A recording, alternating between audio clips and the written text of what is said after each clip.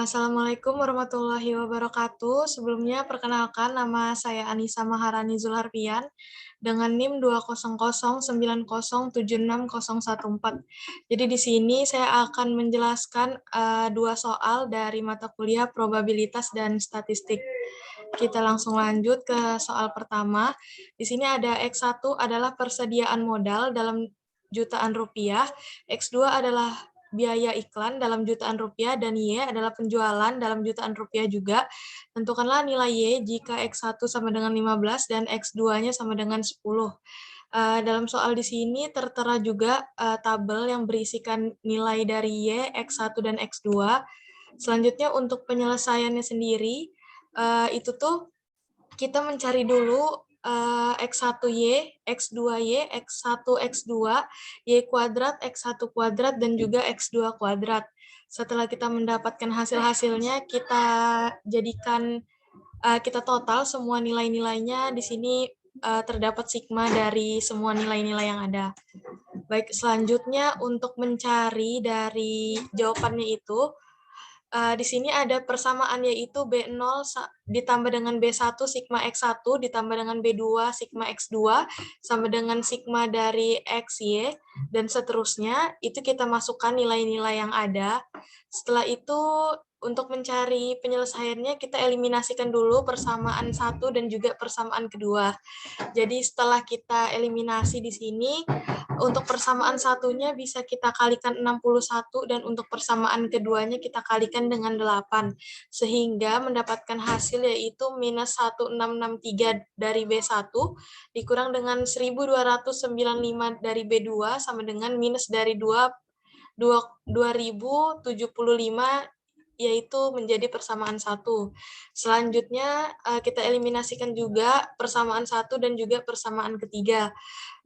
Mendapatkan hasil minus 1295 B1 dikurang dengan 1055 B2 menghasilkan minus 1539, yaitu menjadi persamaan kedua. Setelah kita mendapatkan eliminasi dari persamaan 1, 2, dan persamaan 1 ketiga, kita dapatkan untuk mencari nilai B2-nya, yaitu dengan mengeliminasikan persamaan pertama dan juga persamaan kedua, yaitu mendapatkan hasil B2 sama dengan minus dari 1,65. Setelah kita mendapatkan itu, kita substitusikan lagi, yaitu B2-nya yang kita dapatkan tadi, ke persamaan 2 untuk mencari nilai dari B1 itu. Setelah kita masukkan nilai-nilainya yang udah kita dapatkan, menghasilkan nilai B1 sama dengan 0,16. Setelah kita mendapatkan substitusi dari B2, kita substitusikan lagi nilai B1 dan B2 ke salah satu persamaan regresi untuk mendapatkan nilai B0 dengan permisalan, yaitu persamaan 1. Dengan permisalan kita menggunakan persamaan 1. Setelah kita masukkan nilai ke dalam persamaan yang ada, mendapatkan nilai B0-nya sama dengan 22,84. Baik, sehingga diperoleh B0 sama dengan 22,84, B1-nya sama dengan 0,16, dan B2-nya sama dengan minus dari 1,65. Setelah itu kita masukkan ke persamaan yang Y, yaitu 22,84 ditambah dengan 0,16 X1 dikurang dengan 1,65 X2. Setelah kita masukkan dari nilai X1 dan X2-nya dan mendapatkan nilai yaitu Y sama dengan 8,74. Selanjutnya di sini ada soal kedua, yaitu X1 adalah persediaan modal dalam jutaan rupiah, X2 adalah biaya iklan dalam jutaan rupiah, dan Y yaitu penjualan juga dalam jutaan rupiah. Tentukanlah koefisien penentuan korelasi berganda dan koefisien korelasi parsial antara X1 dan Y, Y2 dan Y, serta X1 dan juga X2. Di sini ada tabel yang sama seperti tabel pada soal sebelumnya. Ini juga penyelesaiannya. Untuk mencari nilai parsial berganda ini, kita cari dulu dari sigma X1 dengan Y1 mendapatkan hasil 259,375. Selanjutnya dari sigma X2 Y1 mendapatkan hasil 192,375. Sigma sigma Y kuadrat mendapatkan hasil 358,875 dan sigma X1 kuadrat yaitu nilainya 207,875. Selanjutnya di sini juga kita mencari dari sigma X2 kuadrat mendapatkan hasil 131,875